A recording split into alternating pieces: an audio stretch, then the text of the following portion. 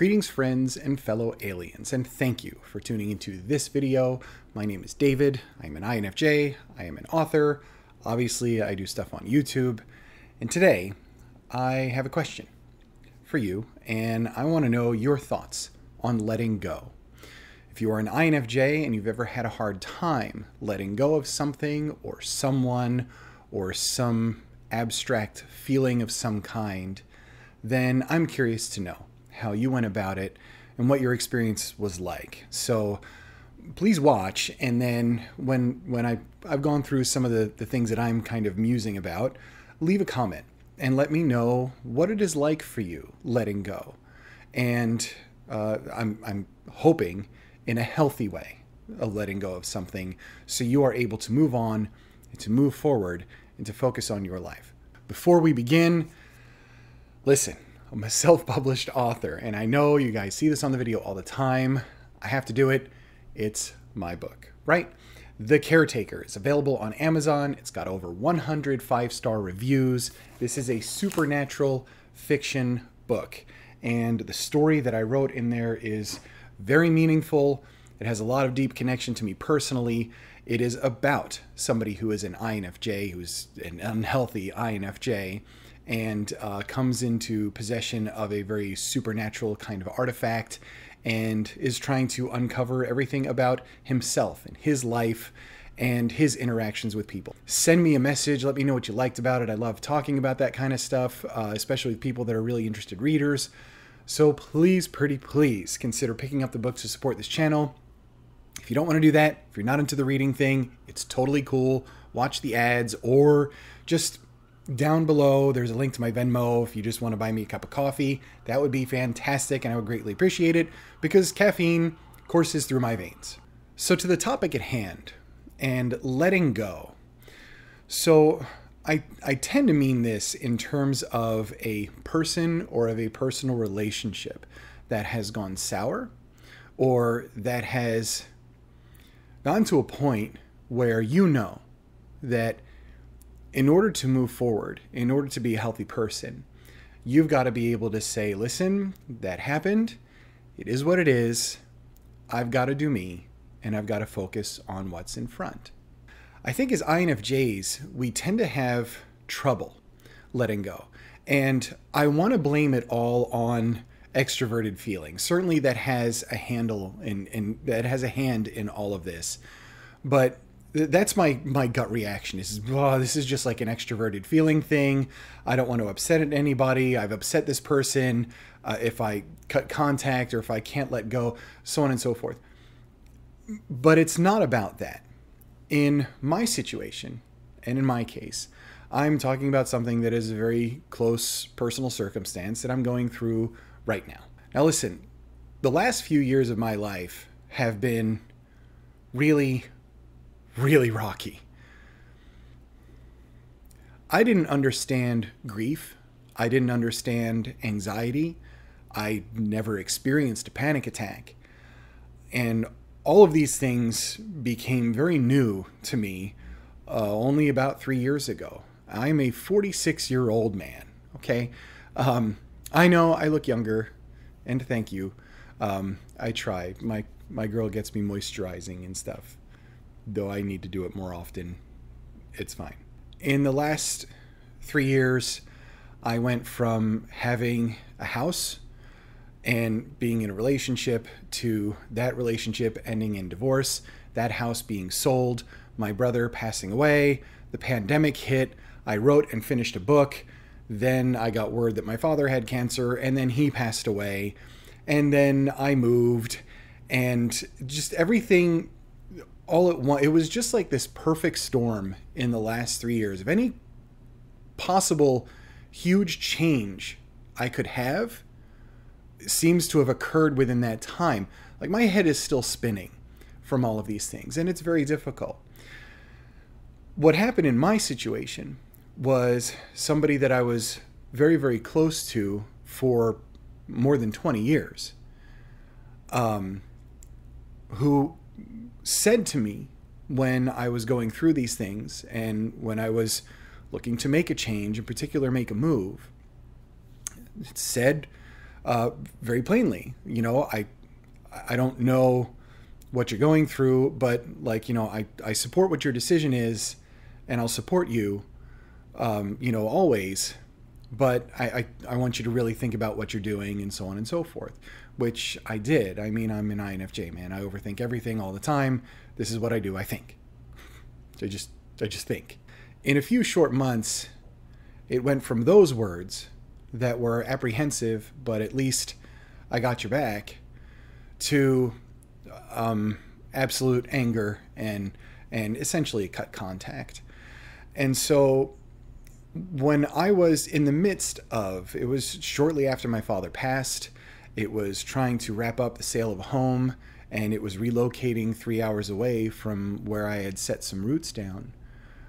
In the midst of all that, I was in a pretty deep and awful depression. And through that depression and at that point was where I lost this person as a friend. I'm trying not to get into too many personal details about this, but just to give you the broad picture. In that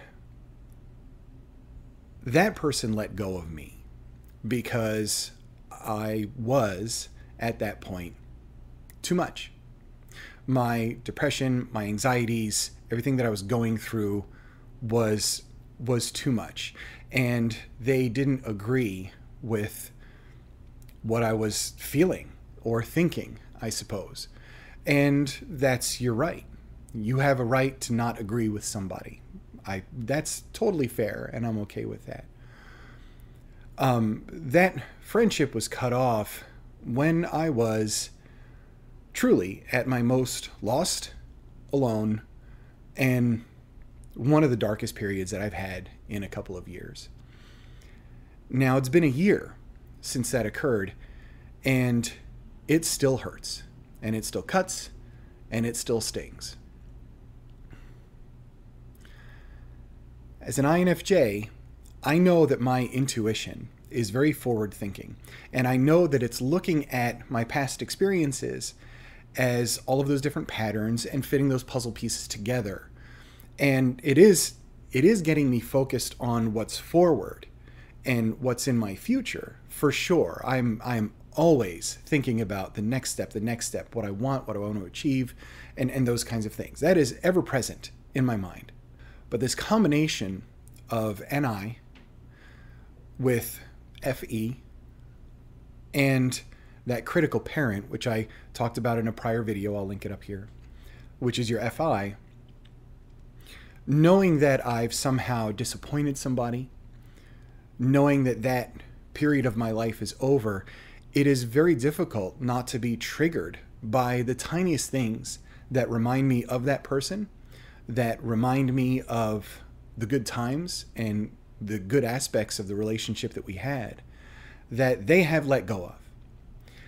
And I find myself, even after almost a year now, with my wheels spinning, trying to let go of that, to focus on me, and focus on what's forward, and to move forward with my life in a very positive way. It still depresses me. It still hurts, it still stings, it still cuts, and I don't know if it's going to get better. I can't see that ending. I can't see what's in front and how that works out okay. And so part of this video is asking you for help. If I've been here and you've watched my videos before and I have helped you in some way, I'm asking for a little bit of help back. It's not like I'm unhappy now. I have a beautiful girlfriend and she's amazing.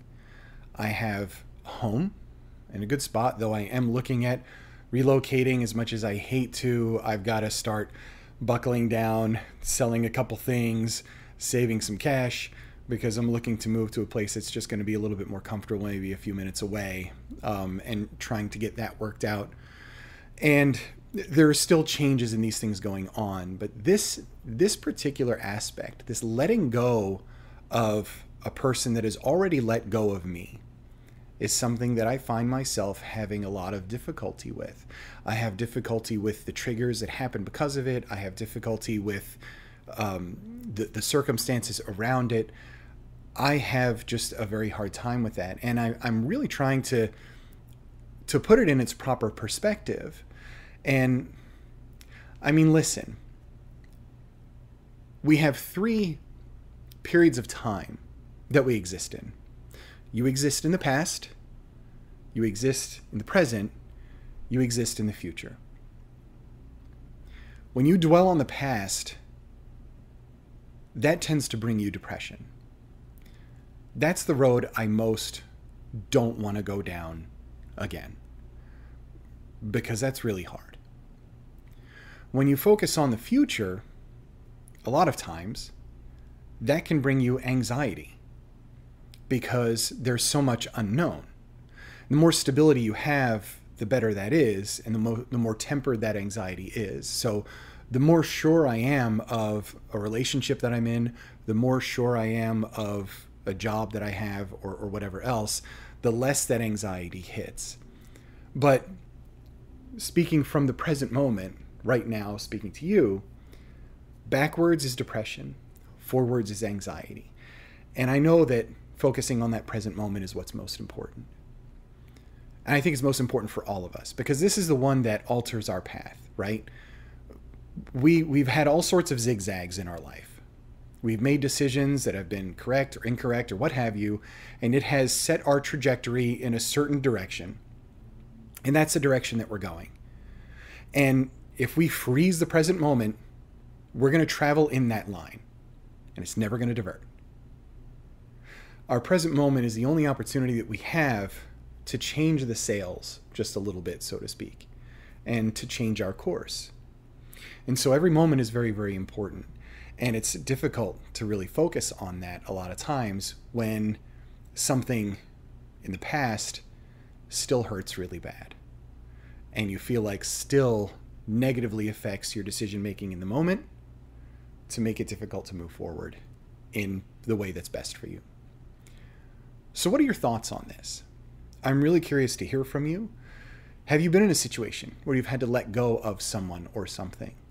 And how has that manifested for you? Did you have difficulty with those decisions? Did you have difficulty righting your own ship in a way? Did you have difficulty having your own back and being like, nope, I'm certain this is the right thing to do. I've got to leave this behind because all it's doing is cutting me. And I've got to go forward. And how do you do that? How do you do that? How do you keep optimism in abundance moving forward? How do you ignore the depression of the past and the anxiety of the future to be in that very moment right now?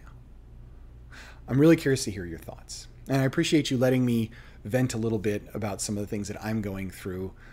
You guys are the best. And this is an amazing community. And truly, deeply, you mean so, so much to me. And I don't know that I could be in the place that I am, as much as YouTube can be one of the most irritating platforms in the universe, and it is. But to have built the connections and friendships and just see some of the kindness from you guys come through in DMs and in messages, in supporting the book, and all of those different things has really meant a lot to me. And so let this serve as a thank you. One of the many that I really want to issue to you for all of those things, and for just great open discussion all the time. I'll do my best to reply to all the comments on this video for as long as I can. So please, pretty please, let me know. Let me know your thoughts, and you'll be seeing me again. I've got a video recorded coming out in a few days where Jacqueline and I sat down and talked about friendships as an INFJ and what you look for in friendships and so on and so forth. So I'm very excited for you guys to see that one. Should be coming out on Sunday if all goes well and I can get it edited in time. Anyway, I'm on a tangent. Thank you so much. I appreciate you, and I will be talking to you very, very soon.